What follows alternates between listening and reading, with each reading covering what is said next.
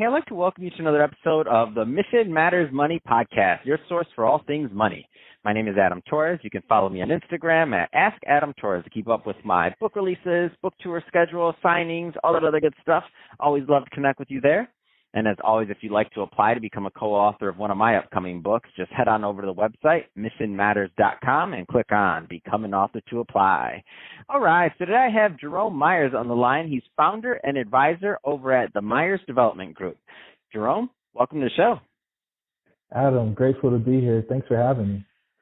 So I'm excited to get into today's topic. So we're going to talk about joint ventures versus syndication for buying real estate and your views on that. But before we do that, let's get a little bit further into what you're doing over at the Myers Development Group. Tell us a little bit more about the business, please.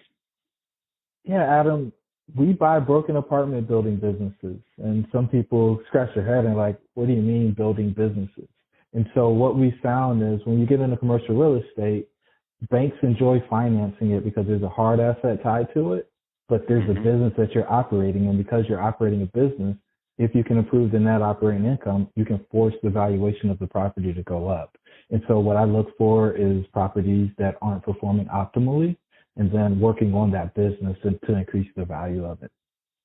No, I love it, and I think it's a great transition. Let's get into today's topic. So, joint ventures versus syndication for buying real estate. I mean, where do you want to start with that one?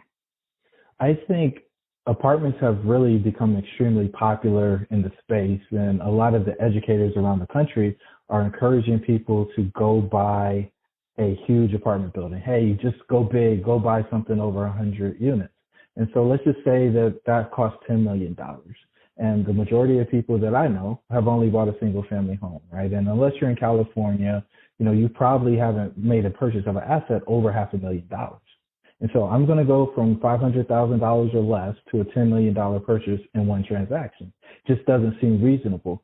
So our team has decided to work with people to joint venture to buy apartment buildings. And so we're looking to do transactions that are $500,000 to $1.5 million to get people that first deal done. There's something called the law of the first deal. And basically it means that once you get that first deal done, the next deal comes quicker and easier, and it's usually bigger than the first one. And so the best way I can probably describe this is you are Captain Ahab, you're out in the boat, you're going hunting for Moby Dick, and you got this little dingy boat and you find this huge well. It's going to sink your boat because you're not adequately equipped to take down Moby Dick.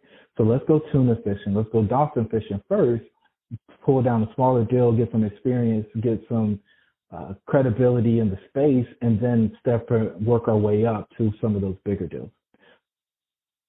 Oh, I love it. I mean, it makes a lot of sense. And so I want to get a little bit further into the education piece of what you're doing too. So, for example, I know you have a podcast. I mean, tell us a little bit more about that one too. I'm a big fan of helping podcasters. Yeah, man. So Multifamily Missteps is a podcast we launched about 3 weeks ago. And we're talking to people who are actually operating in a multifamily space from all over the country.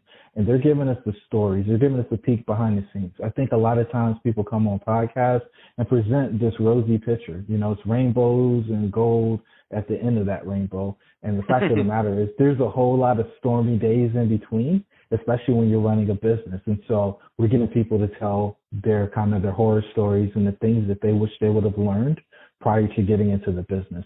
And I'm telling you that I think this is going to be transformational for the way that people do real estate podcasts, especially apartment focused. What were some of your big takeaways so far? I know there's a ton of them, but give us one or two.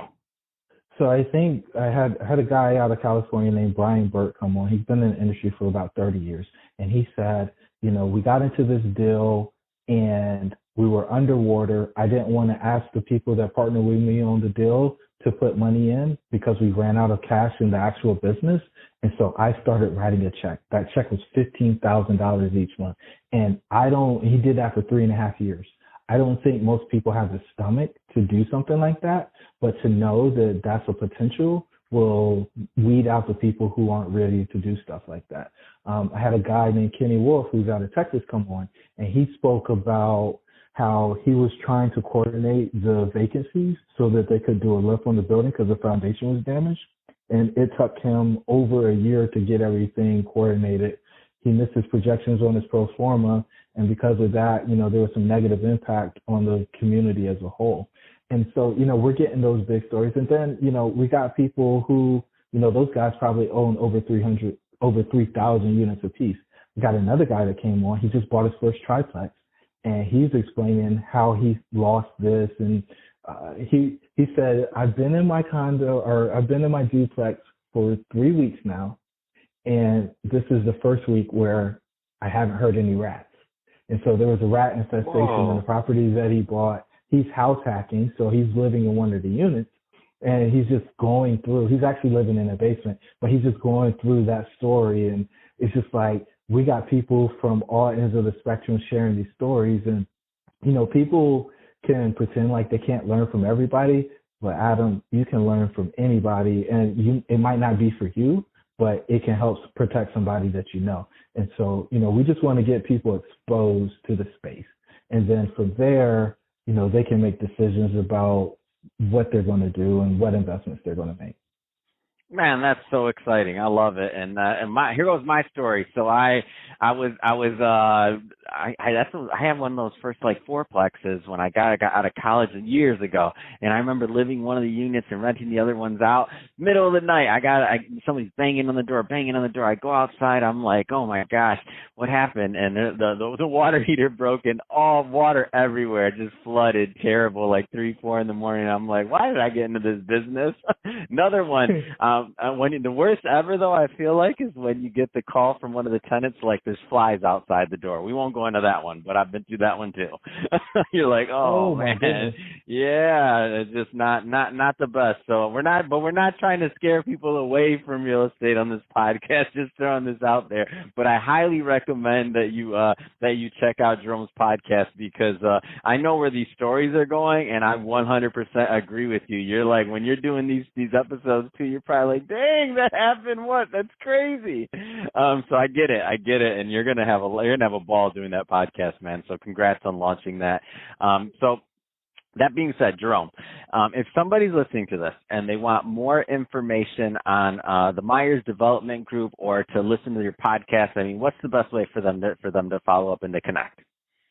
Yeah, I appreciate the opportunity to share, Adam. I think the best way for folks to connect, if they want to learn more about real estate investing, and specifically multifamily, and they want to dive deeper on syndication and joint ventures, we've got a free 4-step guide on myersmethods.com. And there you can get that free goodie. And there's also some other stuff. There's another 15-minute podcast that people can get by opting in. If you want to connect with me on LinkedIn, I'm Jerome Myers on LinkedIn. Hopefully that'll get linked up in the show notes. And we also have another podcast for people who are interested in exiting the matrix and they want to hear stories of people who have done that successfully. We've got a podcast called Dream Catchers, and you'll see a big old me smiling on the cover of that one. And, that's a podcast we've been running for a little bit over a year now, right at 75 episodes. And, we've got a pretty good, strong listenership there. That's awesome. Well, Jerome, been a pleasure having you on the show today. Great stuff you're doing. Love it, what you're doing in the real estate space. And to the audience, as always, thank you for tuning in. Hope you got a lot of value out of this. If you did, don't forget to subscribe to the podcast. Leave me a review on the Apple iTunes store. If you're watching this on our YouTube channel, Mission Matters Money, definitely give us a subscribe there, but also leave us some comments on the video. I mean, I'd love to know what kind of things and projects you're working on. And Jerome, thanks again for coming on the show.